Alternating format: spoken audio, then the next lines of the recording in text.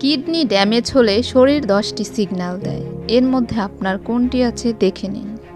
1. বারবার ক্লান্ত লাগা। 2. হাত পা ও মুখ ফোলা। 3. প্রস্রাবে ফেনা দেখা। 4. প্রস্রাবের রং গাঢ় হওয়া। 5. রাতে বারবার প্রস্রাবের চাপ আসা। 6. ক্ষুধা কমে যাওয়া। 7. শরীরে চুলকানো অনুভূতি হওয়া। 8. শ্বাস নিতে কষ্ট হওয়া।